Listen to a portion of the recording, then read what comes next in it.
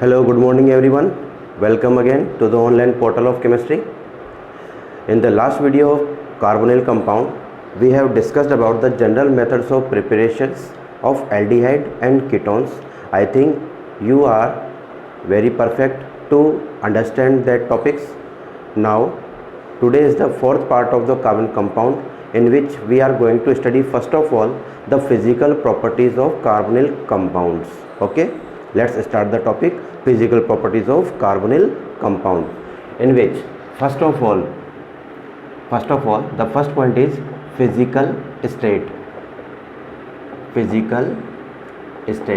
ठीक है, तो फिजिकल स्टेट जो है हम इसकी यहाँ पर बात करने वाले हैं। और फिजिकल स्टेट का मतलब होता है कि जो आप पढ़ रहे हो उसकी फिजिकल स्टेट कौन सी है, वो लिक्विड फॉर्म में पाया जाता है या वो सॉलिड फॉर्म में पाया जाता है या वो गैसेस फॉर्म में पाया जाता है, तो हम इसकी बात करने वाले हैं यहाँ पर। तो इसका जो फर्स्ट पॉइंट है वो आप लोग ध्यान रखेंगे, यदि फॉर्मेल्डिहाइड है तो इसकी फिजिकल स्टेट क्या होती है, गैस होती है। ठीक है, फॉर्मेल्डिहाइड की फिजिकल स्टेट क्या होती है, गैस होती है। अगर हम कार्बन 2 से लेकर के कार्बन 10 तक जाएंगे तो जितने भी हमारे पास में एल्डिहाइड या कीटोन होंगे वो हमारे पास में वेपोराइजेबल लिक्विड फॉर्म में पाए जाते हैं, वेपोराइजेबल लिक्विड फॉर्म में पाए जाएंगे। और साथ में एक और चीज़, इनकी अनप्लीजेंट स्मेल होती है। ठीक है, इनकी स्मेल कैसी होती है, अनप्लीजेंट स्मेल होती है। ठीक है, उसके बाद में अगर हम कार्बन 11 से ऊपर की ओर जाते हैं, कार्बन 11 और मोर, तो इसके ऊपर की तरफ जाएंगे हम लोग, तो ये हमारे पास में वैक्स लाइक सॉलिड फॉर्म में ये पाए जाते हैं। तो इतनी चीज़ हमें ध्यान रखनी है। ज़्यादातर फॉर्मेल्डिहाइड के बारे में पूछा जाता है तो फॉर्मेल्डिहाइड गैसेस फॉर्म में पाया जाता है, बट रूम टेम्परेचर पर वो लिक्विफाई हो जाता है। ठीक है, तो ये हम लोग ध्यान रखेंगे। उसके बाद नंबर 2 हमारे पास जो पॉइंट आता है वो हमारे पास में है स्मेल, कि जो आप पढ़ रहे हो उसकी स्मेल कैसी होती है। ठीक है, तो हम पहले इसकी बात करेंगे स्मेल की। ठीक है, लोअर जो एल्डिहाइड होते हैं, लोअर एल्डिहाइड, ठीक है, इनकी स्मेल जो होती है वो अनप्लीजेंट होती है, जैसे मैंने बताया हुआ है भी ऊपर की ओर, अनप्लीजेंट स्मेल होती है। हायर जो कंपाउंड्स हैं, हायर कंपाउंड जितने भी होंगे वो हायर कंपाउंड जो होंगे उनकी फ्रूटी स्मेल होती है। उनकी स्मेल कैसी होगी, फ्रूटी स्मेल होगी। इसमें एक विशेष बात जो आपको ध्यान रखनी है वो है एसीटोन। ठीक है बच्चों, एसीटोन का फॉर्मूला हम सब जानते हैं, CH3C+O ये जो होता है इसकी जो यूटिलिटी है ये बिल्कुल प्लीजेंट इसकी स्मेल पाई जाती है। और इसका यूज जो होता है वो जो आपकी यूज़ क्या है, पहला यूज करता हूँ मैं आपको, वो है आपके परफ्यूम बनाने में, परफ्यूम मैन्युफैक्चरिंग में इसका यूज होता है। और दूसरा इसका जो यूज है वो है नेल पेंट रिमूवर। हम सब लोगों के घरों में ये चीज़ पाई जाती है, नेल पेंट रिमूवर। तो वो वास्तव में क्या चीज़ होती है, एसीटोन होती है, प्लीजेंट इसकी स्मेल होती है, परफ्यूम बनाने में इसका यूज लिया जाता है, साथ में नेल पेंट रिमूवर भी है। तो कई बार कॉम्पिटिटिव एग्जाम में इसके बारे में पूछ लिया जाता है, तो हम इस चीज़ को ध्यान रख लेंगे। ठीक है, उसके बाद में बात आती है नंबर 3 पॉइंट की, जो कि हमारे पास में है बॉइलिंग पॉइंट। ठीक है, 3rd पॉइंट हमारे पास क्या है, बॉइलिंग पॉइंट होता है। तो बॉइलिंग पॉइंट में हम क्या कहेंगे कि जो आपके एल्डिहाइड हैं, एल्डिहाइड और कीटोन, हमने पढ़ा था इनकी जो नेचर है, इनकी नेचर कैसी थी, पोलर नेचर है। ठीक है ना। अब होता क्या है, मान लीजिए ये कार्बोनिल कंपाउंड है आपका। ठीक है, अब इस कार्बोनिल कंपाउंड में ये पाई बॉन्ड इसकी तरफ शिफ्ट होगा, तो हम क्या बना सकते हैं कि इस कार्बन पर पार्शियल पॉजिटिव चार्ज आएगा और इस ऑक्सीजन पर पार्शियल नेगेटिव चार्ज आएगा। इसी प्रकार से और भी जो एल्डिहाइड कीटोन है उनके लिए भी होगा। तो क्या होगा, ये कार्बोनिल कंपाउंड जो है ये दूसरे कार्बोनिल कंपाउंड के साथ में क्या बना लेगा, एक वीक बॉन्ड बना लेगा। ये जो वीक बॉन्ड है, मैं इसको लिख देता हूँ यहाँ पर, ये जो वीक बॉन्ड है इसको कहा जाता है पोलर या आपने लेंथ पढ़ा हुआ है डाइपोल अट्रैक्शन। ठीक है, इसको क्या लिखा जाता है, डाइपोल अट्रैक्शन होता है। और इसकी जो वैल्यू होती है बच्चों, ये हाइड्रोजन बॉन्ड से क्या होती है, ये हाइड्रोजन बॉन्ड से इसकी वैल्यू क्या होती है, कम होती है। ये चीज़ आपको ध्यान रख लेनी है। तो इस वजह से एल्डिहाइड और कीटोन के जो बॉइलिंग पॉइंट होते हैं वो उतने ही लगभग मोलिकुलर वेट वाले जो एल्केन होते हैं उनसे इसका बॉइलिंग पॉइंट क्या होगा, ज़्यादा होगा। ठीक है, तो order of order of boiling point अगर आपसे पूछ लिया जाए तो सेम मोलिकुलर वेट के लगभग सेम वाला एल्केन से हैं, उससे ज़्यादा किसका होगा हमारे पास में, एल्डिहाइड का होगा। एल्डिहाइड से ज़्यादा किसका याद रखना है आपको, कीटोन का याद रखना है, और कीटोन से ज़्यादा होगा हमारे पास में अल्कोहल का। ठीक है, तो ये ऑर्डर हम लोगों को ध्यान रख लेना है कि एल्केन से ज़्यादा बॉइलिंग पॉइंट किसका होगा, एल्डिहाइड का होगा। एल्डिहाइड से ज़्यादा किसका होगा, कीटोन का होगा, और कीटोन ज़्यादा किसका होगा, अल्कोहल का होगा। अल्कोहल का ज़्यादा होने का रीज़न क्या है, इसमें कौन सा बॉन्ड पाया जाता है, हाइड्रोजन बॉन्डिंग पाई जाती है। और एल्डिहाइड कीटोन में कौन सी बॉन्डिंग पाई जाती है, एक वीक बॉन्ड पाया जाता है, और उसको कहा जाता है डाइपोल डाइपोल अट्रैक्शन या डाइपोल डाइपोल बॉन्डिंग। ठीक है, तो इस वजह से इनके बॉइलिंग पॉइंट क्या होते हैं, ज़्यादा होते हैं। ये जो बॉन्ड होता है ये एल्केन में नहीं पाया जाता, इसलिए इसका जो बॉइलिंग पॉइंट है वो क्या हो जाएगा, कम हो जाएगा। तो हम इस चीज़ को ध्यान रख लेंगे। ठीक है बच्चों, तो ये हमारे पास हो गया।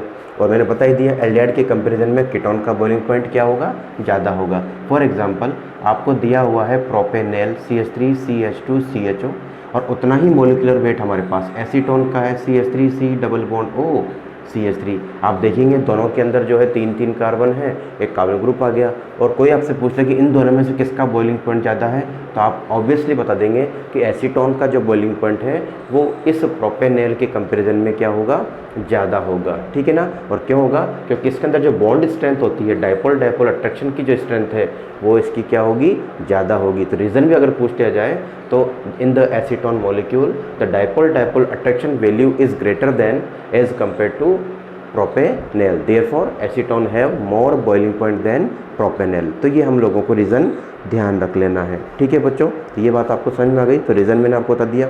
ठीक है, उसके बाद में बॉइलिंग पॉइंट के बाद में जब आप इसमें एक और चीज़ आप लोग ध्यान रख लेंगे कि जैसे जैसे आप इसमें मोलिकुलर वेट बढ़ाते जाओगे तो कंपाउंड का जो बॉइलिंग पॉइंट है वो भी क्या होता जाएगा, बढ़ता जाएगा। ठीक है, तो ये पॉइंट भी आप लोगों को इसके साथ ध्यान रख लेना है। मैंने क्या बात बोली, as number of carbon increases therefore bond strength also increases, therefore boiling point also increases. तो ये लाइन आपको ध्यान रख लेनी है। यानी अगर आपसे कहा जाए कि एक कंपाउंड मेरे पास फॉर्मेल्डिहाइड है, दूसरा कंपाउंड 2 कार्बन का मेरे पास एसीटल्डिहाइड है, तीसरा कंपाउंड मेरे पास 3 कार्बन का प्रोपेनेल है CH3CH2CHO, और 3 कार्बन का ही मेरे पास एसीटोन है CH3C double bond O CH3। ठीक है, ऐसे कैसे आप आगे बढ़ते चले जाओगे तो आप बताओगे यहाँ 1 कार्बन है या 2 है या 3 है, ये एल्डिहाइड 3 कार्बन का या 3 कार्बन का कीटोन, तो बॉइलिंग पॉइंट का ऑर्डर क्या हो जाएगा, यहाँ पर ये हो जाएगा। ठीक है, ये आप लोगों को ध्यान रख लेना है। ये हमारे पास ऑर्डर ऑफ बॉइलिंग पॉइंट हो चुका है। ठीक है, ये बात आपको समझ में आ गई। ठीक है, इसी में जो दूसरा पॉइंट जो मैं आपको बता रहा हूँ, रिएक्टिविटी ऑर्डर भी अगर आपसे पूछ लिया जाए, रिएक्टिविटी ऑर्डर, तो जो ऑर्डर अभी आपने लिखा है इसका आप रिवर्स कर देंगे तो वो हमारा क्या हो जाएगा, जो केमिकल रिएक्शंस की जो रिएक्टिविटी होती है उसका ऑर्डर हो जाएगा। यानी रिएक्टिविटी ऑर्डर किसका ज़्यादा होगा, फॉर्मेल्डिहाइड ज़्यादा रिएक्टिव होगा as compared to acetaldehyde. Acetaldehyde is more reactive than propanaldehyde CH3CH2CHO, और ये भी ज़्यादा रिएक्टिव होगा किसके कंपैरिजन में, CH3C double bond O CH3 के कंपैरिजन में। अब इसके पीछे रीज़न क्या है बच्चों, ठीक है, इस रीज़न को भी हम लोग यहाँ डिस्क्राइब कर लेते हैं। तो रिएक्टिविटी फॉर्मेल्डिहाइड की ज़्यादा क्यों है और एसीटोन की रिएक्टिविटी कम क्यों हो गई, उसके पीछे जो रीज़न है वो है हमारे पास में स्टेरिक हिंड्रेंस। ठीक है, आप इस चीज़ को ध्यान रखेंगे, स्टेरिक हिंड्रेंस। अब स्टेरिक हिंड्रेंस क्या चीज़ है कि जो आपका कार्बोनिल ग्रुप है इसके आसपास जो ये ग्रुप जुड़े हुए हैं, ये जितने बड़े होते चले जाएंगे वो एक दूसरे को क्या करेंगे बच्चों, रिपेल करेंगे। मैं इसको R लिख लेता हूँ, इसको भी मैं सपोज R लिख लेता हूँ। तो जितना बड़ा ये अल्काइल ग्रुप होगा ये एक दूसरे को क्या करेंगे, रिपेल करेंगे। रिपेल करने की वजह से इसकी जो स्टेबिलिटी है वो क्या हो जाएगी, वहाँ पर कम हो जाएगी, और रिएक्टिविटी जो है स्टेबिलिटी बढ़ जाएगी, और इसकी जो रिएक्टिविटी है वो क्या हो जाएगी, यहाँ पर कम हो जाएगी। तो आप ध्यान रखेंगे। तो यहाँ पर आप देखेंगे कि आपके पास में ये 3-4 कंडीशंस हैं। तो यहाँ पर अल्काइल ग्रुप मेरे पास 2 हैं, यहाँ पर एक अल्काइल ग्रुप है एथाइल, एक हाइड्रोजन है, यहाँ पर मेरे पास एक मेथिल है और एक हाइड्रोजन, और यहाँ दोनों की दोनों क्या हो गए, हाइड्रोजन हो गए। जितने छोटे अल्काइल ग्रुप या हाइड्रोजन एटम उतना ही कम रिपल्शन कम, तो उसकी रिएक्टिविटी क्या हो जाएगी, ज़्यादा हो जाएगी। इसलिए हम ये कहेंगे, आपको बात समझ में आ गई होगी, steric hindrance is the inter atomic repulsion attached to the carbonyl group, जितना ज़्यादा ये रिपल्शन होगा उसकी जो रिएक्टिविटी है उतनी ही क्या हो जाएगी, कम हो जाएगी, बट उसकी स्टेबिलिटी को थोड़ा सा वो मेंटेन करते चले जाएंगे। तो आप ध्यान रखेंगे, ये रीज़न बता देंगे, ठीक है। तो ये मैंने आपको दो चीज़ बता दी, ये मेरा बॉइलिंग पॉइंट का ऑर्डर हो गया और ये मेरे पास रिएक्टिविटी का क्या हो गया, यहाँ पर ऑर्डर हो गया, ठीक है। ये बात समझ में आ गई। अब सॉल्युबिलिटी की भी हम लोग बात कर लेते हैं यहाँ पर कि सॉल्युबिलिटी क्या होगी, ठीक है। तो नेक्स्ट जो हमारे पास पॉइंट होगा, अभी तक हमने कितने पॉइंट पढ़ लिए यहाँ पर, हम लोगों ने यहाँ पर अभी तक 3 पॉइंट पढ़ चुके हैं। अब फोर्थ पॉइंट जो हमारे पास आएगा वो हमारे पास क्या है, इसका सॉल्युबिलिटी, ठीक है। सॉल्युबिलिटी की बात करने वाले हैं। सॉल्युबिलिटी के लिए आपको ध्यान रखना है, एल्डिहाइड जो होते हैं इनकी वाटर में सॉल्युबिलिटी कीटोन के कंपैरिजन में क्या होती है, ज़्यादा होती है। और उसका रीज़न क्या है, हाइड्रोजन बॉन्ड को ये ईज़िली मेंटेन कर लेते हैं, बना लेते हैं, इसलिए इनका जो सॉल्युबिलिटी होगी वाटर में वो क्या होगी, ज़्यादा होगी। ज़रा देखते हैं हम लोग, अगर मान लीजिए मेरे पास ये एल्डिहाइड का मॉलिक्यूल है, ठीक है, ये मेरे पास किसका मॉलिक्यूल हो गया, एल्डिहाइड का मॉलिक्यूल हो गया। तो ये एल्डिहाइड का मॉलिक्यूल का जो ऑक्सीजन एटम है ये वाटर मॉलिक्यूल के साथ में ईजिली क्या बना लेगा, हाइड्रोजन बॉन्डिंग बना लेगा, इस वजह से इसकी सॉल्युबिलिटी क्या होगी, ज़्यादा होगी। बट अगर मैं कीटोन की बात करूँगा तो कीटोन के अंदर जो ये स्टेरिक हिंड्रेंस वाला जो फैक्टर है वो पोलरिटी को क्या करेगा, यहाँ पर थोड़ा सा कम कर देगा। तो इस वजह से इसकी जो हाइड्रोजन बॉन्ड बनाने की जो टेंडेंसी है वो थोड़ी सी क्या हो जाएगी, कम हो जाएगी। तो आपको ध्यान रखना है, हाइड्रोजन बॉन्डिंग एल्डिहाइड में इजीली बनता है, जबकि कीटोन के अंदर थोड़ा टिपिकल होता है, बनेगा तो सही, लेकिन जो लोअर जो मॉलिक्यूल होंगे कीटोन के, जैसे 3 कार्बन 4 कार्बन 5 कार्बन, तो वहाँ तक हाइड्रोजन बॉन्डिंग इजीली बन जाती है, ठीक है ना। लेकिन एल्डिहाइड में और आसानी से बनेगी। तो आपको ध्यान रखना है कि hydrogen bonding formation tendency of aldehyde is very easy as compare to ketone, therefore the solubility of aldehyde is greater than ketone. ये हम लोग इस चीज़ को ध्यान रख लेंगे। तो आशा करता हूँ कि आपको ये बात समझ में आ गई होगी।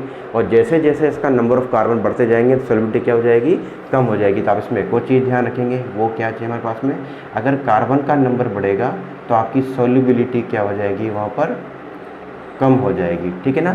यानी अगर मैं कह रहा हूँ कि HCHO है हमारे पास में, एक मेरे पास CH3CHO है, एक मेरे पास एसीटोन आ गया मान लीजिए, ठीक है। तो आप ये बता सकते हैं कि इनमें तीनों में से सर्वाधिक या मैक्सिमम जो सॉल्युबिलिटी है वो किसकी होगी, फॉर्मेल्डिहाइड की ज़्यादा होगी एसिटल्डिहाइड से, और एसिटल्डिहाइड की ज़्यादा होगी एसीटोन की। तो ये हमारे पास सॉल्युबिलिटी का क्या आ गया, ऑर्डर आ गया। Most of the NEET JEE वगैरह में ये चीज़ें पूछ जाती हैं, जो कि आप लोग इसको ध्यान रख लेंगे, ठीक है। अब बढ़ते हैं इसकी हम केमिकल प्रॉपर्टीज़ पर, ठीक है।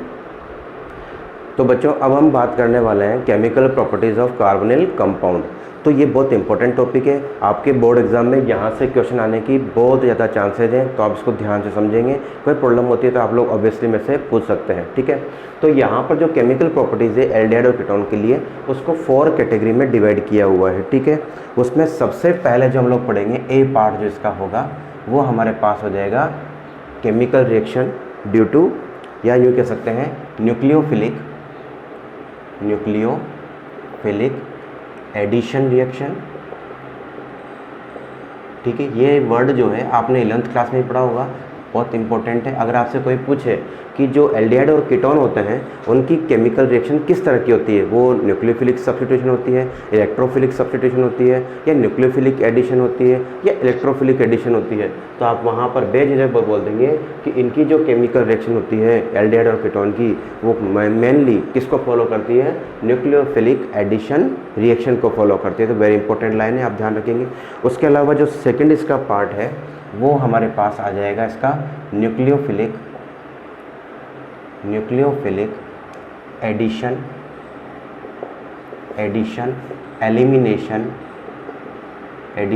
एलिमिनेशन रिएक्शन, ठीक है। इसका जो सी पार्ट होगा जो हम पढ़ेंगे आगे, तो वो हो जाएगा हमारे पास में ऑक्सीडेशन रिडक्शन, ठीक है। तो ऑक्सीडेशन पढ़ेंगे, रिडक्शन पढ़ेंगे, और हम पढ़ेंगे इसी के साथ में हैलोजिनेशन, ठीक है। और जो इसका डी पार्ट हम लोग पढ़ेंगे वो होगा reactions of aldehyde only. Ketone की भी रिएक्शंस होती है बट वो हमारे सिलेबस में नहीं है, ठीक है। तो ये 4 तरह की रिएक्शंस हम लोगों को बारी बारी से पढ़नी है। अब हम इस टॉपिक को स्टार्ट करते हैं। तो सबसे पहला जो टॉपिक है हमारे पास में वो है न्यूक्लियोफिलिक एडिशन रिएक्शन, ठीक है। अब न्यूक्लियोफिलिक एडिशन रिएक्शन का मतलब क्या है? आपको एक न्यूक्लियोफाइल लेके आना है, उसको सबसे पहले ऐड करना है कार्बन कंपाउंड में, उसके पीछे पीछे हम इलेक्ट्रोफाइल को ऐड करेंगे। ज़रा देखो, मान लीजिए हमारे पास में ये कोई कार्बोनिल कंपाउंड है। अब इस कार्बन कंपाउंड को सबसे पहले हम ब्रेक कर लेंगे। मान लीजिए हमको इसकी रिएक्शन किसके साथ करनी है, कोई AB नाम का कोई कंपाउंड है, हम उसको साथ इसकी रिएक्शन करवाने वाले हैं, ठीक है। अब यहाँ A पॉजिटिवली चार्ज होगा और B किस तरह का चार्ज होगा, नेगेटिवली चार्ज होगा। अब हम इस बॉन्ड को ब्रेक कर लेते हैं। पाई बॉन्ड ब्रेक होकर किसके पास जाएगा, ऑक्सीजन के पास जाएगा। तो हम इसको क्या बना लेंगे, तो ये जो कार्बन एटम है उस पर पार्शियल पॉजिटिव चार्ज आ जाएगा और ऑक्सीजन पर पार्शियल नेगेटिव चार्ज आ जाएगा। अब हम क्या कह रहे हैं कि इस कार्बन कंपाउंड पर पहला अटैक कौन करेगा, न्यूक्लियोफाइल करेगा। और न्यूक्लियोफाइल कौन होते हैं, जिन पर नेगेटिव चार्ज होता है उनको कहा जाता है न्यूक्लियोफाइल। तो सबसे पहले अटैक कौन करेगा, B नेगेटिव करेगा। अब B नेगेटिव O नेगेटिव तो अटैक कर नहीं सकता, वो कहाँ अटैक करेगा, इस पर अटैक करेगा। तो जब ये इस पर अटैक करेगा तो C पर हम किसको जोड़ लेंगे, B को ऐड कर लेंगे और इस O पे भी नेगेटिव चार्ज रहेगा। जब ये न्यूक्लियोफाइल जुड़ जाएगा तो उसके पीछे पीछे अब हम क्या लाएंगे, इलेक्ट्रोफाइल। इलेक्ट्रोफाइल जो होते हैं ये पॉजिटिवली चार्ज होंगे। अब हम जानते हैं कि इसको हमें कहाँ ऐड करना है, यहाँ पर ऐड कर लेना है। तो हमको क्या मिल जाएगा, इस C पर तो B ऐड हो गया और इस O पर क्या जुड़ गया, A। और इस तरह का हमको क्या मिलेगा, यहाँ पर प्रोडक्ट का फॉर्मेशन हो जाएगा। तो इस तरह की जो रिएक्शंस हैं इनको कहा जाता है न्यूक्लियोफिलिक एडिशन रिएक्शन, जो कि कार्बोनिल कंपाउंड की एक इम्पोर्टेंट रिएक्शंस होती है। तो मैंने आपको इसका बेसिक कंसेप्ट बता दिया। अब हम इसकी कुछ एग्जांपल्स यहाँ पर ले लेते हैं, ठीक है। इसमें सबसे पहले जो हम लोग एग्जांपल ले रहे हैं वो है एडिशन ऑफ हाइड्रोजन साइनाइड, ठीक है। सेम यही कंसेप्ट चलेगा, आप लोगों ने समझ लिया होगा। अब इसमें हम एग्जांपल ले रहे हैं कुछ। इसमें सबसे पहला जो एग्जांपल हम लोगों ने लिया है, example number 1, addition of hydrogen cyanide. इसको बच्चों ये भी कहा जाता है कि जो इसका प्रोडक्ट बनेगा उसको कहा जाता है साइनोहाइड्रीन, ठीक है, साइनोहाइड्रीन फॉर्मेशन, ठीक है ना। तो साइनोहाइड्रीन फॉर्मेशन की हम लोग बात कर रहे हैं। ज़रा देखो आप इसमें क्या करोगे, ये हमारा कार्बन कंपाउंड है, हम इसकी रिएक्शन किसके साथ करवाने वाले हैं, HN के साथ करवाने वाले हैं। अब मैंने आपको बता ही दिया कि इस पर पॉजिटिव चार्ज आएगा, इस पर क्या चार्ज आएगा, नेगेटिव चार्ज आएगा। हाइड्रोजन पॉजिटिव चार्ज है और CN जो है वो नेगेटिव चार्ज है। सबसे पहले किसको ऐड करना है, हमें CN माइनस को ऐड करना है। बताओ CN माइनस कहाँ जाएगा, कार्बन पर जाएगा, ठीक है ना। और उसके पीछे पीछे हम किसको जोड़ देंगे, हाइड्रोजन कहाँ जाएगा, O पे जाएगा, ठीक है। तो बता सकते हैं हम लोग यहाँ पर, तो सबसे पहले आपने इस कार्बन पर पॉजिटिव चार्ज बनाया और O पे क्या चार्ज बनाया, नेगेटिव चार्ज बनाया। इस पर सबसे पहले किसको ऐड करना है, CN माइनस को, बिकॉज ये हमारा क्या है, न्यूक्लियोफाइल है, ठीक है। न्यूक्लियोफाइल का अटैक कहाँ पे होना है, यहाँ पर होना है। जब इसको अटैक करेंगे तो C पर क्या जुड़ जाएगा, हमारा CN जुड़ जाएगा और O पर चार्ज क्या है, नेगेटिव। अब इस पर हम क्या लेके आने वाले हैं, H+ लेके आने वाले हैं, वो यहाँ जुड़ जाएगा और इसको जब जोड़ा जाएगा तो ये CN है और ये क्या हो गया, हमारा हाइड्रोक्सी ग्रुप। तो इस कार्बन पर साइनो ग्रुप भी है और हाइड्रोक्सी ग्रुप भी है।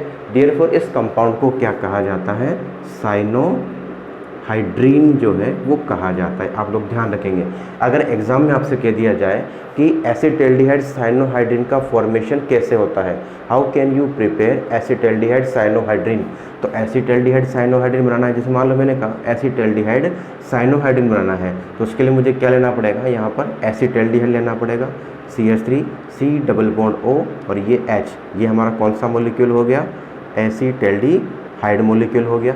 इसकी रिएक्शन किससे करवानी है मुझे, HCN के साथ। अब मैं डायरेक्ट करने वाला हूँ, इस H को मैं यहाँ लेके जाऊँगा और CN को कहाँ लेके जाऊँगा, यहाँ पर लेकर जाऊँगा। तो मुझे क्या कंपाउंड मिलेगा, CH3 CH, यहाँ पर CN जोड़ दिया और O के साथ क्या आ जाएगा, H। इस कंपाउंड को ही कहा जाता है एसिटाल्डिहाइड साइनोहाइड्रीन, एसिटाल्डिहाइड साइनोहाइड्रीन इस कंपाउंड को कहा जाता है, ठीक है। अब आपके लिए क्वेश्चन जो है वो होमवर्क के लिए है, आपको बेंजल्डिहाइड साइनोहाइड्रीन बनाना है। क्या बनाना है आपको, बेंजल्डिहाइड साइनोहाइड्रीन जो है ये आपको बना के मुझे बताना है कि ये कैसे बनेगा। तो ये इंपॉर्टेंट क्वेश्चन आपके लिए यहाँ पर बन चुका है, ठीक है। अब हम आगे बढ़ते हैं इसके अंदर। तो हमारे पास दूसरा जो इसी का एग्जाम्पल ले रहे हैं हम, तो बच्चों हमारे पास इसी तरीके का दूसरा एग्जाम्पल है। अब हम क्या करने वाले हैं, एडिशन ऑफ GR करने वाले हैं कार्बन कंपाउंड में, ठीक है। जब आप GR का ऐड करोगे यहाँ पर तो आपको क्या मिलने वाला है, अल्कोहल जो है वो यहाँ मिलने वाला है। ज़रा देखते हैं क्या इसके बेसिक कंसेप्ट है। मान लीजिए ये हमारे पास में कार्बन कंपाउंड है, ठीक है। जब हम इसको ब्रेक डाउन करते हैं तो ये किस तरह कन्वर्ट हो जाएगा, C पर पॉजिटिव चार्ज आएगा और O पर नेगेटिव चार्ज आएगा। अब हम इसकी रिएक्शन किसके साथ करवाने वाले हैं, RMgX से। हम लोग ये जानते हैं R पर जो है नेगेटिव चार्ज होता है और MgX पर क्या चार्ज होगा, पॉजिटिव चार्ज होगा। सबसे पहले हमें किसको ऐड करना है, न्यूक्लियोफाइल को ऐड करना है, जो कि यहाँ जाएगा। उसके बाद MgX जो है वो यहाँ पर जाएगा। मैं इसको वन स्टेप में ही कर रहा हूँ। तो मुझे क्या मिलेगा, ये हमारा कार्बन कंपाउंड है, C पर हमने किसको जोड़ दिया, R को जोड़ दिया, और इस O पर हम किसको जोड़ देंगे, MgX को। ये हमारा एक इंटरमीडिएट बन गया यहाँ पर, ठीक है। अब हम इसकी रिएक्शन जो है हम इसको हाइड्रोलाइसिस करवाने वाले हैं। जब हाइड्रोलाइसिस करवाएंगे तो ये MgX पॉजिटिव और O क्या आ गया, नेगेटिव। ये H पॉजिटिव है और OH क्या आ गया, नेगेटिव। तो MgX किसके साथ चला जाएगा, OH के साथ, और इस H को हम इसके साथ ऐड करने वाले हैं। तो आप क्या देखोगे, R तो यही है और इस O के साथ क्या जुड़ गया, H। जब ये जुड़ेगा या तो ये 1 डिग्री अल्कोहल देगा या 2 डिग्री देगा या फिर 3 डिग्री अल्कोहल हमको प्रोवाइड करेगा। और साइड प्रोडक्ट क्या निकल गया इसका, MgX, और ये क्या हो गया हमारा, OH। तो ये चीज़ हम लोग ध्यान रख लेंगे, ठीक है। अब मैं डायरेक्ट आपको यहाँ पर एग्जांपल दे रहा हूँ, क्योंकि पिछले वाले लेसन के अंदर हम लोग ये चीज़ पढ़ के आ चुके हैं। आपके पास होमवर्क क्या है, आपको सपोज आपको ये दिया हुआ है Sc डबल बॉन्ड OH, इसकी रिएक्शन आपको करवानी है CH3MgBr के साथ और बताना है कि इसका प्रोडक्ट क्या बनेगा। पहला होमवर्क है। दूसरा होमवर्क आपको एसिटाल्डिहाइड दिया जा रहा है, इसकी रिएक्शन भी आपको CH3MgBr के साथ करवानी है और बाद में हाइड्रोलाइसिस तो करवाना ही है, बताना है मुझे क्या बनेगा। थर्ड जो है वो आपको दिया जा रहा है acetone CH3C double bond O CH3, इसकी भी रिएक्शन मैंने CH3MgBr के साथ करवाई है। लास्ट में आपको हाइड्रोलाइसिस करके बताना है। तो ये आज की क्लास के लिए आपको 3 होमवर्क और मिल गए, ठीक है बच्चों। तो ये हम लोगों के पास में ये चीज़ आ गई कि आपको ये 3 होमवर्क जो है मुझे बताना है कि इसका प्रोडक्ट क्या मिलने वाला है, ठीक है। आपको दिख रहा होगा, बहुत सिंपल सा कंसेप्ट है इसका। और इसका थर्ड एग्जाम्पल जो है वो भी हम लोग लेके आने वाले हैं।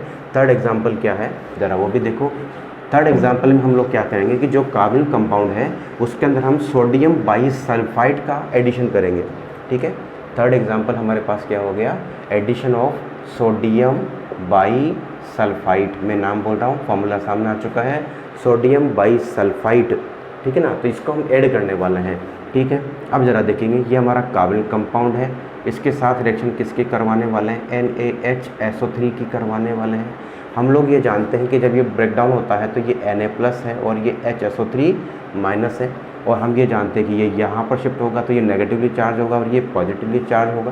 तो हमको क्या मिलेगा, इस C पॉजिटिव पर हम क्या जोड़ देंगे, SO3H, और यहाँ पर आ जाएगा हमारा ONA, ठीक है ना। तो ये इंटरमीडिएट बनेगा, ये अनस्टेबल होता है। अनस्टेबल होने की वजह से ये अब क्या शिफ्ट होगा, यहाँ पर प्रोटॉन ट्रांसफ़र होता है यहाँ पर, ठीक है। यहाँ पर क्या शिफ्ट होगा, प्रोटॉन ट्रांसफ़र। आपको दिख रहा होगा ये एसिडिक ग्रुप है, इसमें प्रोटॉन है, तो इस प्रोटॉन को यहाँ पे आना है और Na+ आयन को कहाँ आना है, यहाँ पे आना है। तो ये कंपाउंड कुछ इस तरीके का दिखाई देगा, SO3Na, और ये हो जाएगा हमारे पास में OH, ठीक है। तो ये हाइड्रोक्सी ग्रुप आ गया और ये सोडियम सल्फोनेट ग्रुप आ गया। तो इस तरह का एक प्रोडक्ट जो है एडक्ट हमको यहाँ पर मिल जाएगा। तो ये हो गया एडिशन ऑफ सोडियम बाईसल्फाइड। इसका एक होमवर्क जो है मैं आपको दे देता हूँ। मान लीजिए मैंने यहाँ पर एसिटाल्डिहाइड दिया CH3C डबल बॉन्ड OH, और इसकी रिएक्शन आपको सोडियम बाईसल्फाइड से करनी है। तो आप लोग मुझे बताओगे कि इसका प्रोडक्ट आपको क्या मिलेगा इस फॉर्म में, ठीक है। तो ये हमारा आज की क्लास के लिए हो चुका है, ठीक है बच्चों। अगला जो वीडियो होगा, अगला जो ट्यूटोरियल होगा, वो इसके सेकंड टाइप ऑफ रिएक्शन को फॉलो करेगा, जिसमें हम पढ़ेंगे न्यूक्लियोफिलिक एडिशन एलिमिनेशन रिएक्शन। बहुत इंपॉर्टेंट पार्ट होगा इस रिएक्शन का या इस टॉपिक का, ठीक है। मिलते हैं अगले वीडियो में, तब तक के लिए गुड बाय।